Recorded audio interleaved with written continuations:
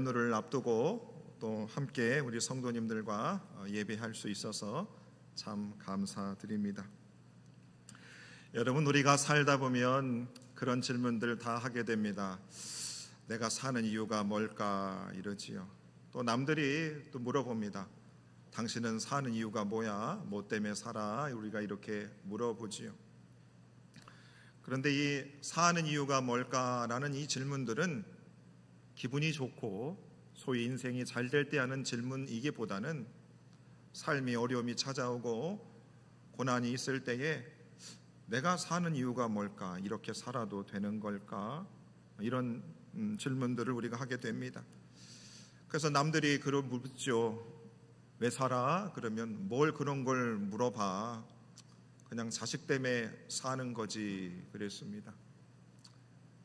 제가 어렸을 때 저희 어머니한테 어머니는 뭐 때문에 이렇게 살았어요? 물어보니까 너네 때문에 살았다 그러시더라고요. 또 남들은 뭐 남편 때문에 삽니다. 에이, 그런 것도 없습니다. 그냥 태어났으니까 사는 거죠. 또 어떤 분들은 참 말하기 곤란하지만 정말 죽지 못해서 삽니다. 이렇게 말합니다. 이런 질문 앞에 아마도 지금 우리 대한민국 상황이나 또 살아가고 있는 우리 국민들에게 물어보면 많은 분들이 참 사는 이유가 무엇인가라고 질문했을 때 참 쉽사리 대답하기 어려울 거라고 생각이 듭니다.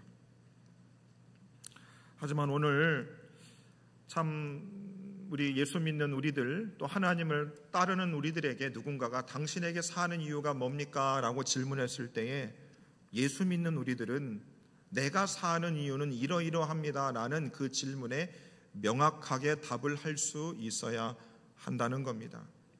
베드로전서 3장 15절에 보면 이런 말씀이 있습니다. 너희 마음에 그리스도를 주로 삼아 거룩하게 하고 너희 속에 있는 소망에 관한 이유를 묻는 자에게는 대답할 것을 항상 준비하라 그럽니다.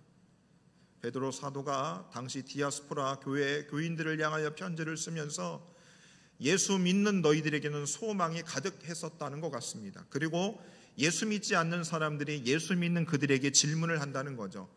너희들에게 소망에 관한 이유들을 불신자들이 많이 물어보게 된다는 겁니다.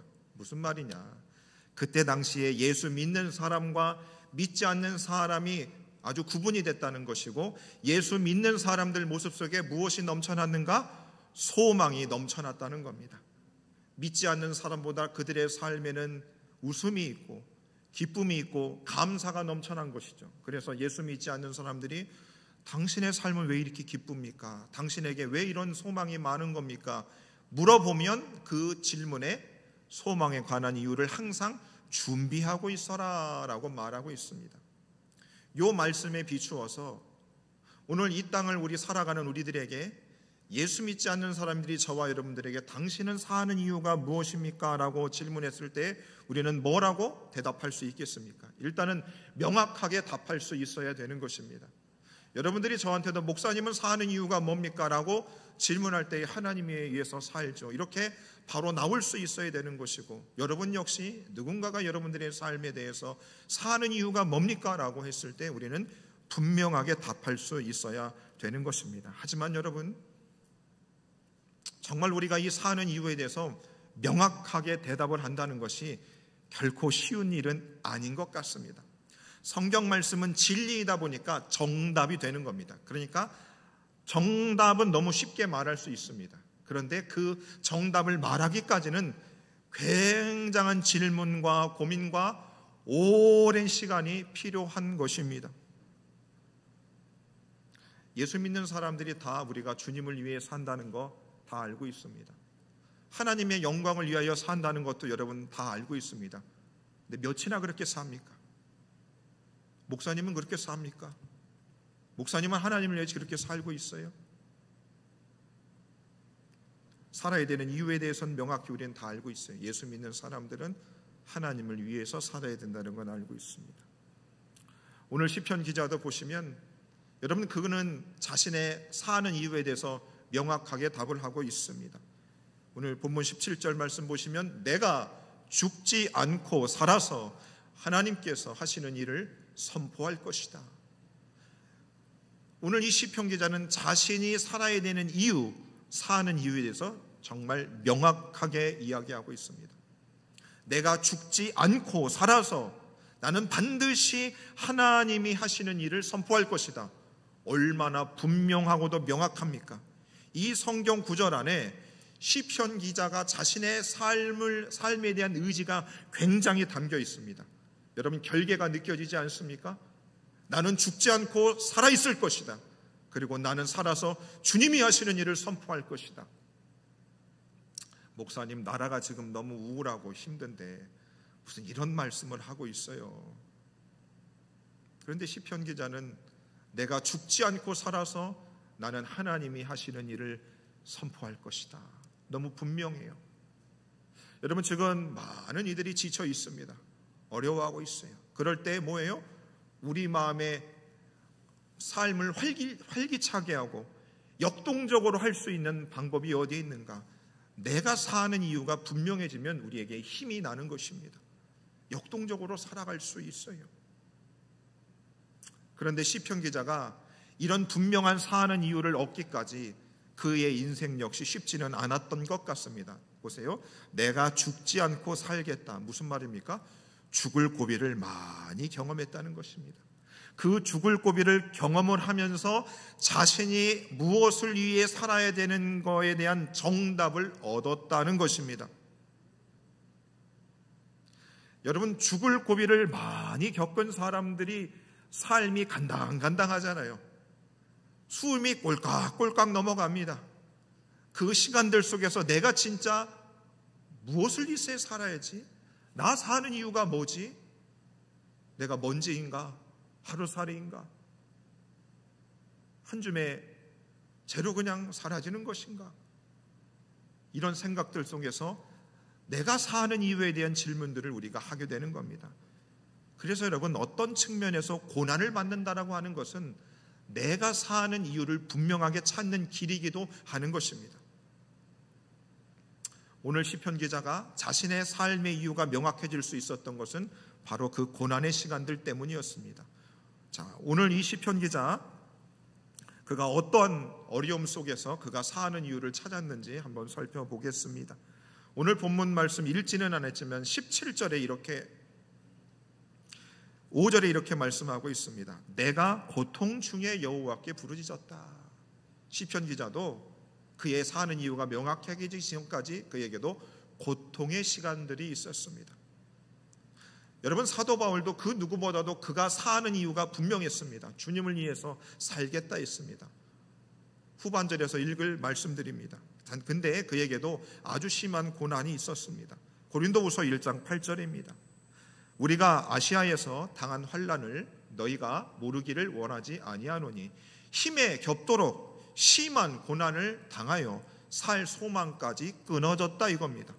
자, 사도 바울은 누구보다도 우리 믿는 우리들에게 우리가 주님을 위해 살아야 된다고 성경을 많이 썼던 사람입니다. 그런데 아이러니하게도 그에게도 심한 고난을 당하여 힘에 겹도록 정말 견딜 수 있을까라고 하는 그런 어려운 고난을 당하였고 살 소망까지 끊어지는 많은 경험들 속에 그런 경험들을 그가 했다는 겁니다. 고통 중에 그는 그런 질문들을 하게 됐다는 거죠. 시편 기자는 그뿐만이 아니라 이런 어려움도 당했습니다. 7절 말씀입니다. 나를 미워하는 자들이 그에게 있었다는 거죠. 그의 인생에 미워하는 사람들이 많아지기 시작합니다. 그러면 우리 마음에 무슨 마음이 생깁니까? 왜 이렇게 자꾸 나를 미워하지? 살기가 싫어지는 겁니다. 살아야 될 이유도 점점 사라지는 거죠. 자, 그런데 예수 믿는 저와 여러분들을 미움을 받을 것이다. 우리 예수님이 예언하셨습니다. 마태복음 10장 22절 말씀입니다. 또 너희가 내 이름으로 말미암아 모든 사람에게 미움을 받을 것이다 그랬습니다. 여러분, 너희가 내 이름으로 말미암아 예수님 때문에 예수님의 삶을 본받고 살아가면 살아갈수록 우리는 모든 사람들에게 미움을 받는다고 말씀하고 있습니다. 예수 믿는 자의 숙명은 뭡니까? 세상에서 환영받고 축복받고 그들에게 대환영을 받는 인생이 아닌 것입니다. 우리가 주님을 따르면 따를수록 우리는 세상으로부터 미움을 받을 수밖에 없다고 성경은 말씀하고 있습니다. 여러분들이 하나님을 믿고 은혜를 받았습니다. 그리고 말씀대로 살겠다고 여러분 다짐해보고 그 말씀을 실천해보겠다고 삶의 현장에서 여러분 살아보시니까 어떻습니까? 세상 사람들이 환영하시던가요? 아니죠. 바로 반대에 부딪히기 시작하는 것입니다. 바로 반대에 부딪히게 됩니다. 여러분, 주님의 말씀대로 살고자 하는 사람들은 세상의 법과 반대로 살기 때문에 계속 부대낄 수밖에 없는 것입니다. 여러분 어떠세요? 여러분들이 제대로 예수를 믿기 시작한다면 예수님 이름 때문에 미움을 많이 받으실 수밖에 없습니다. 회사에서 불이익을 당하실 수밖에 없습니다. 이웃들에게 차별을 당할 수밖에 없는 것입니다. 시편 기자도 미움을 자꾸 받는 겁니다. 그럴수록 사는 것이 너무 힘들었겠지요. 사는 이유에 대해서도 불분명해지는 겁니다. 고통스러울 것입니다. 자, 시편 기자는 그뿐만 아니고 이제 더 심한 어려움을 당하게 됩니다. 10절 말씀입니다. 뭇 나라가 나를 애워쌌으니. 자, 이제 개인이 그를 미워하는 게 아니고 뭇 나라가, 여러 나라가 그를 애워쌌다는 겁니다. 자, 한 사람을 가운데 두고 사방에서 적들이 그를 애워싸는 겁니다. 여러분, 린치를 당한다고 하잖아요. 한 사람을 에워싸고 많은 사람이 그를 둘러싸고 있습니다. 그리고 그에게 위협을 가하는 것이지요. 여러분, 그런 경험 해보셨어요? 여러분을 가운데 두고 많은 사람들이 둘러싸고 여러분을 막 욕을 하고 막 그렇게 어렵게 괴롭힌 경험들이 여러분 있으십니까? 너무 힘들죠. 살 수가 없습니다. 사는 이유, 그런 걸 생각할 겨를이 없지요. 자, 사도 바울은 또 이런 말을 하지요. 고린도후서 4장 8절에 그와 함께 신앙생활했던 믿음의 사람들에게 이런 말을 합니다. 우리가 사방으로 우겨쌈을 당하여도 쌓이지 않고 답답한 일을 당하여도 낙심하지 않고 박해를 받아도 버림받지 않는다 합니다. 예수를 진정으로 믿고 따라가는 사람들의 삶의 모습에는 뭐예요? 사방에서 우겨쌈을 당하는 경험들이 있다 없다? 있다는 겁니다. 여러분이 있어요. 요즘은 사람들이 돈이라고 하면 평소에는 적으로 지냈던 사람들이 갑자기 한편이 됩니다. 그런데 우리 예수 믿는 사람들이 검은 돈을 받을 수 없습니다. 불이하게 우리가 돈을 우리의 주머니 속으로 넣을 수 없는 것입니다. 그런데 소위 사람들이 그러죠. 대한민국 사기공화국이라고 합니다. 사기를 쳐야 좀 살 수 있지, 사기 안 쳐서 그렇게 정직하게 살아서 어떻게 집을 살 수 있겠습니까? 예수 믿는 우리들 사방으로 우겨쌈을 당하는 겁니다. 문 나라가 우리를 애워싸서 우리를 그렇게 괴롭히는 상황들을 시편 기자는 겪었습니다. 얼마나 힘들었겠습니까? 그리고 13절에선 한 발자국 더 나갑니다. 너는 나를 밀쳐 넘어뜨리려 했다. 길을 걸어가는데 시편 기자를 향하여 어떻게 해요? 밀어버립니다. 그리고 발을 걸어 넘어뜨리는 시도들이 있는 것입니다. 직접적인 몸의 상해를 가하게 하시는 것입니다. 여러분, 시편 기자가 보세요. 내가 죽지 않고 살아서 나는 하나님이 하신 일을 선포하겠다. 그가 사는 이유가 명확해지기까지 그에게는 어떻게 해요? 그가 고통을 겪었습니다. 그를 미워하는 사람들이 있었어요. 그를 사방으로 애워싸는 대적들이 있었습니다.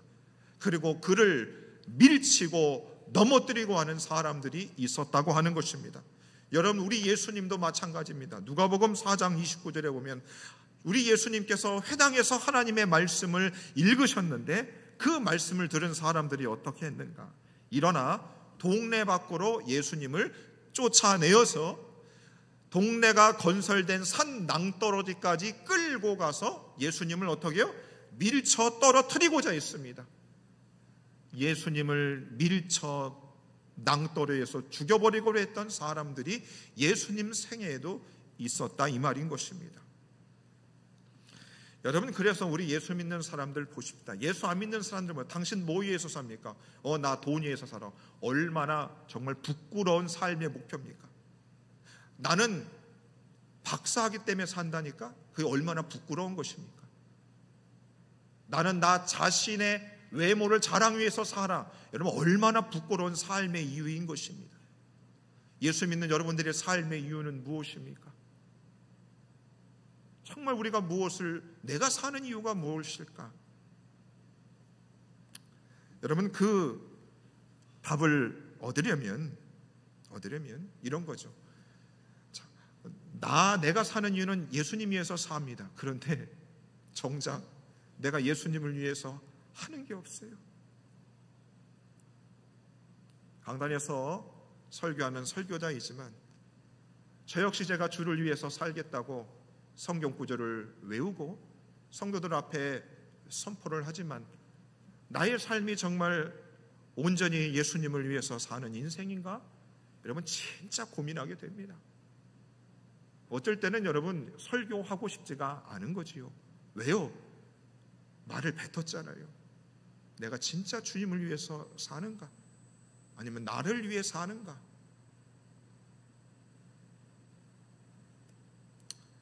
시편 기자가 삶의 이유가 너무 흔들렸습니다. 그런데 그의 삶의 이유가 분명해진 이유, 고난 속에서 하나님이 그를 도와주셨기 때문인 것입니다. 보십시다. 5절 말씀 다시 한번 볼까요? 여호와께서 응답하시고 나를 넓은 곳에 세우셨다.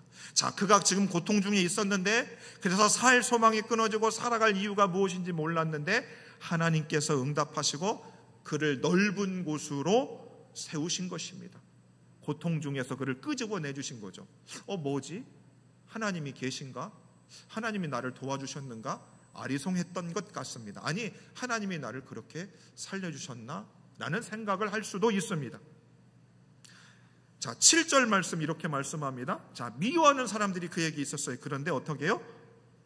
하나님께서 7절 말씀입니다. 여호와께서 내 편이 되사 나를 돕는 자들 중에 계시니 그러므로 나를 미워하는 자들에게 어떻게 해요? 보응하시는 것을 본다는 겁니다. 자, 나를 미워하는 사람이 너무 많아요. 그런데 우리 예수 믿는 사람은 나를 미워하는 사람들이 나를 미워할 때 우리는 그 사람이 미워하는 그대로 반대로 그 사람을 미워하거나 그 사람을 대적하지 말라고 예수님은 우리에게 가르쳐 주셨습니다. 그러면 목사님, 화가 나고 열불이 나는데 그 사람이 나를 자꾸 미워하고 공격하는데 내가 참고만 있어야 됩니까? 그러셔야 돼요. 목사님은 그렇게 합니까? 그러려고 하고 있습니다. 때리면 맞으라 이겁니다. 그 가능합니까? 자, 왜 그러는가? 나를 미워하는 자들에게 보응하시는 것을 내가 볼 것이다. 뭐예요? 하나님께서 내 편이 되어 주실 것을 믿고, 하나님이 내 편이시고, 그리고 하나님이 나를 도와주실 것을 믿기 때문에 나를 미워하는 사람들이, 나를 공격하는 사람들이 나를 그렇게 할지라도 나는 참겠다 이 말입니다. 왜요? 하나님께서 보응하시고 보복하실 것을 믿기 때문인 것입니다. 하나님이 정말 내 편이라는 믿음이 있는 분들은 어떤 줄 압니까? 남이 나의 속을 긁어도 참을 수 있는 겁니다. 왜요? 하나님이 그것에 대해서 보복하시고 보응하실 것을 믿기 때문입니다. 어떠세요, 여러분? 하나님이 여러분 편이 되십니까? 그래서 나를 진짜 미워하고 나에게 어려움을 당하게 하는 사람을 향해서 하나님께서 반드시 보복하실 것이라고는 믿음이 있습니까? 믿음이 있으면 여러분, 상대가 나를 어떻게 대하든지 그를 위하여 기도할 수 있는 것입니다.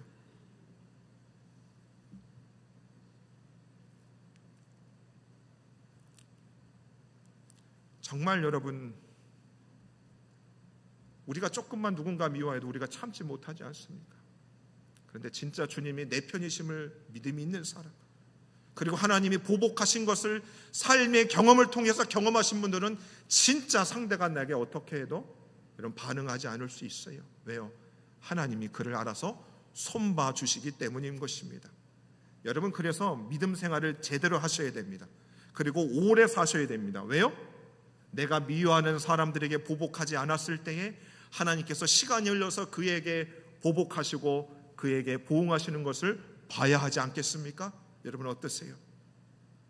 이단들이 날뛰고 있습니다. 교회에 사냥꾼들이 너무 많아요. 거짓 선지자들이 너무 많이 있습니다. 그럴 때 그런 것들을 볼 때마다 정말로 어떻게 살아야 될까? 그럴 때마다 제 마음에 드는 마음은 주님이 반드시 보응해 주실 것이다. 주님이 반드시 보복하실 것이라고는 믿음 때문에 그냥 삭히고 그들을 위해 기도할 수 있게 되는 것입니다. 하나님이 내 편이시면 미워하는 사람들이 내게 많이 있을지라도 어때요? 그렇게 하는 사람도 우리가 받아낼 수 있는 것입니다. 그래서 여러분 보십시오. 사람이 누군가 나를 미워하면 사람들은 그 어려움 속에서 사람을 찾습니다. 나를 도와달라고, 나를 좀 도와달라고 사람들을 찾죠. 그런데 정말 하나님이 내 편이라고 믿는 사람들은 어떤 고백을 하는가? 8절 말씀 보면 이런 고백을 합니다. 여호와께 피하는 것이 사람을 신뢰하는 것보다 낫다. 여호와께 피하는 것이 고관들을 신뢰하는 것보다 낫다라는 고백을 하고 있어요. 하나님이 내 편이 되시고 나를 미워하는 자들을 보복하실 것을 믿으면 어려울 때에 우리가 사람을 찾지 않습니다. 누구를 찾아요? 하나님께 피하고 하나님을 찾는 것입니다. 권력 있는 사람들을 찾아가지 않아요.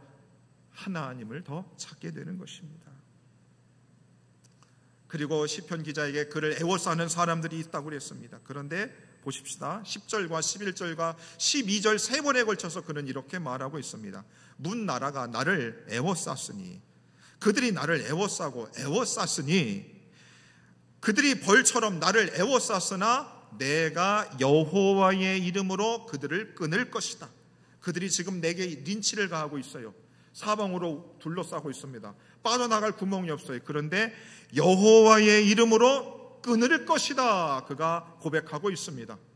그에게 믿음이 생긴 겁니다.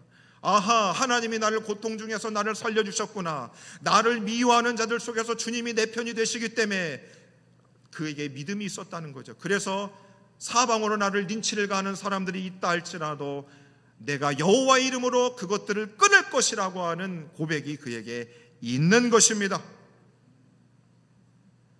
뭐예요? 이미 그의 마음속에 내가 사는 이유들이 분명히 자리 잡기 시작한 겁니다. 아, 주님이 나를 도와주시지. 자, 그 다음에 13절 말씀입니다. 나를 밀쳐 넘어뜨리려 하였으나 여호와께서 어떻게 해요? 나를 도우셨다다. 우리의 적들이 덫을 너무 많이 놓죠. 여러분, 얼마나 덫이 얼마나 많은지 몰라요. 그래서 우리가 어린아이들에게 그러자. 야, 세상 조심해라. 야, 잘못하면 그냥 발목아지 나간다. 그냥 목숨을 잃는다. 얼마나 여러분 무섭습니까? 덫이 많아요. 밀치려는 사람도 많고 넘어뜨리려는 사람들이 얼마나 많습니까? 그런데 뭐라고 그래요? 시편 기자는 나를 밀쳐 넘어뜨려고 하였으나 여호와께서 나를 도우셨도다. 하나님께서 나를 도와주실 것이다. 그는 고백하고 있습니다. 그러니까 그가 내가 죽지 않고 살아서 나는 하나님이 하시는 일을 선포할 것이다 그래요. 자, 하나님이 하신 일 뭡니까? 자신이 고통스러울 때 자신을 미워하는 사람 중에 그를 살려주시고 그를 애워쌌던 그곳에서 그를 끊어버리시고 이겨내게 하신 그 하나님, 그가 경험을 하였던 것이죠. 여러분, 성경에 보면 하나님이 하신 일들은 너무나 크고 높고 넓습니다. 우리 하나님이 바다를 가르셨습니다. 홍해 바다를 가르셨습니다. 여리고 성을 무너뜨리셨습니다. 하늘로부터 만나를 내려주셨습니다. 구름 기둥과 불 기둥으로 이스라엘 백성들의 가는 길을 보여주셨습니다. 5,000명을 먹이셨습니다. 물이 포도주로 변화됐습니다. 다니엘이 사자굴에서 살려냄을 당했습니다. 그리고 예수님이 무덤을 이기시고 사망에서 이겨내셨습니다. 이 모든 하나님이 하신 이 일들, 이 기적과 같은 일들, 이 권능의 일들, 그래서 시편 기자는 이런 고백을 하는 거죠. 15절과 16절에 이렇게 고백합니다. 여호와의 오른손이 권능을 베푸시며 여호와의 오른손이 높이 들렸으며 여호와의 오른손이 권능을 베푸시는도다. 무엇입니까? 시편 기자는 고난을 통해서 자신을 죽음으로부터 살려주신 하나님의 놀라우신 그분의 능력과 권능을 경험한 것입니다. 여러분, 예수 믿으면서 하나님이 여러분 인생에 행하신 권능들, 능력들을 경험하셨습니까? 경험하셨어요? 여러분, 하나님 때문에 죽다가 살아나신 분 계세요? 하나님이 여러분들의 살 소망이 끊어진 상황에서 여러분들을 구원해 주신 경험들이 있으십니까? 하나님이 행하신 그 일들, 그 권능을 베푸신 것을 그가 경험하고 나니까 무슨 고백을 해요? 하나님, 나를 위해서 살지 않겠어요. 자식을 위해서도 살지 않습니다. 나는 내 인생에 행하신 주님의 위하여 항해하신 일을 선포하며 살겠습니다. 그런 고백을 하게 되는 것입니다. 사도 바울은 에베소 성도들에게 이런 기도를 하였습니다. 에베소서 1장 19절입니다. 우리에게 베푸신 능력의 지극히 크심을 어떠한 것을 너희에게 알게 하시기를 원합니다. 다른 번역 성경은 이렇게 쉽게 말합니다. 또 믿음의 사람을 도와주시는 하나님의 능력이 얼마나 위대한지를 너희가 깨닫기를 원한다.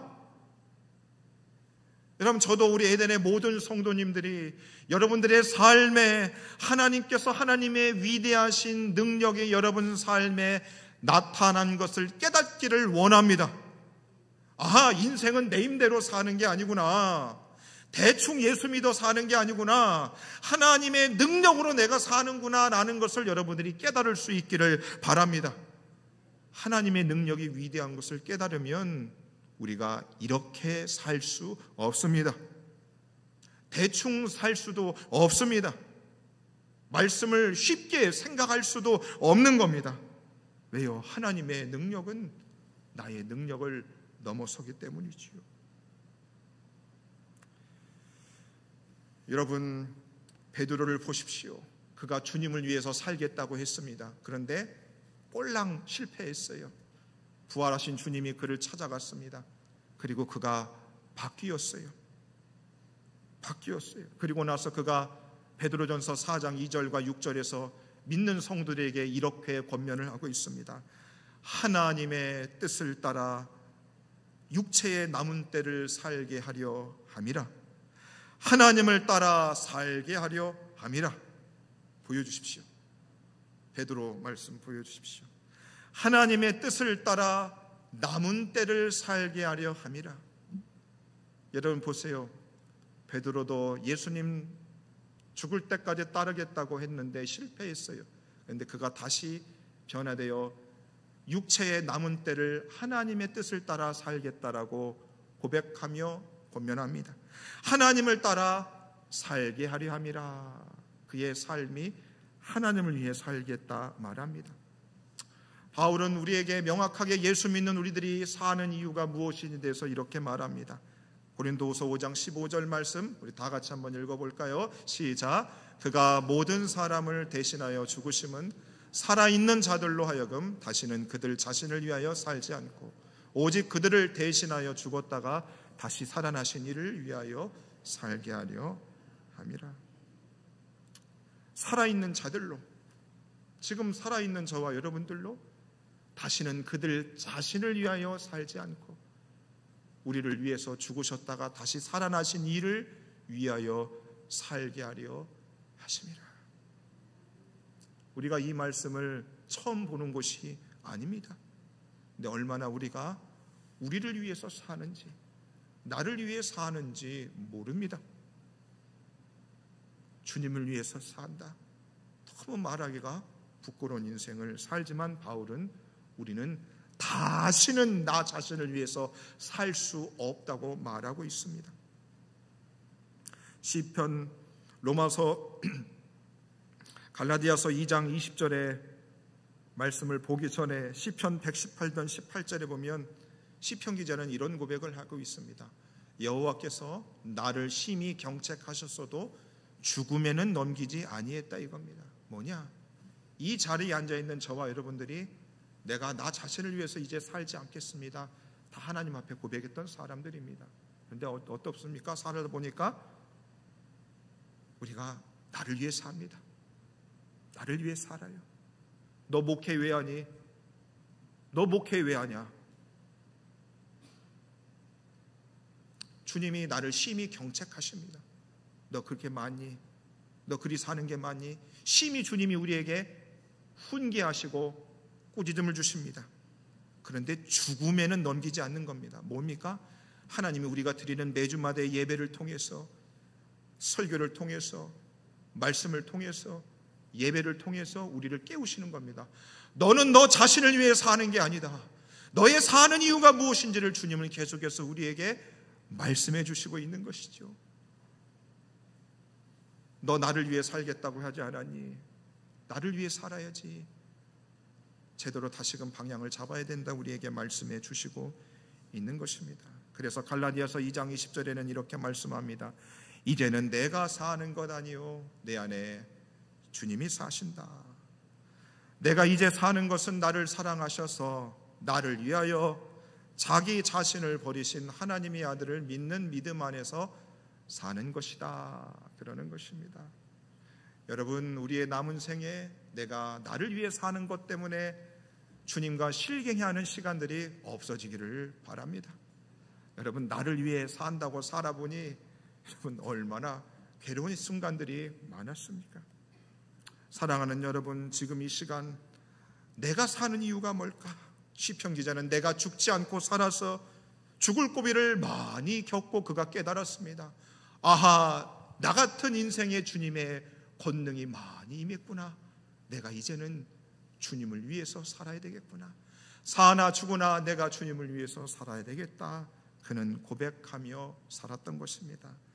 사랑하는 에덴의 모든 성도님들이요, 사는 이유가 분명해지고 명확해져야 우리가 어려운 시대를 힘차게 살아갈 수 있습니다. 우리 모두 우리 자신을 위하여 살지 않고 주를 위하여 살아갈 수 있는 존귀한 인생 되기를 바라겠습니다. 로마서 14장 8절 말씀 이렇게 말합니다. 우리가 살아도 주를 위하고 살고 죽어도 주를 위하여 죽나니 그러므로 사나 죽으나 우리가 주의 것이로다. 아멘. 우리 함께 말씀을 생각하면서 우리 찬양하겠습니다. 내 평생에 사는 동안 주를 위해 살고 주님을 노래하겠습니다. 우리 명절을 앞두고 기쁜 마음으로 찬양하겠습니다. 찬양하면서 준비하신 헌금 하나님 앞에 드립니다.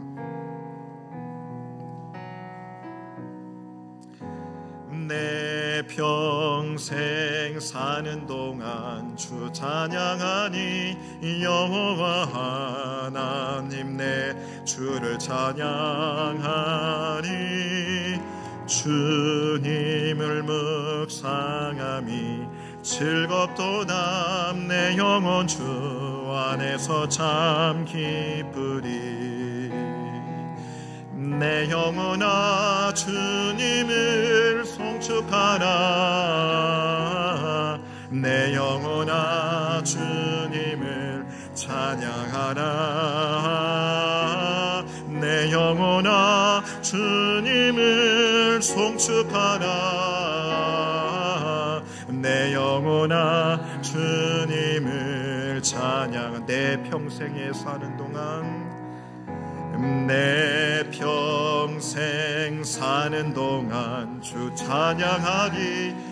여호와 하나님 내 주를 찬양하니 주님을 묵상함이 즐겁도다. 내 영혼 주 안에서 참 기쁘리. 내 영혼아 주님을 송축하라. 내 영혼아 주님을 찬양하라. 내 영혼아 주님을 송축하라. 내 영혼아 주님을, 내 영혼아 주님을 송축하라. 다같이 일어나 찬양합니다. 내 영혼아 주님을 송축하라. 내 영혼아 주님을 찬양하라. 내 영혼아 주님을 송축하라. 내 영혼아 주님을 찬양하라. 내 안에 사느니 내 안에 사느니 예수 그리스도니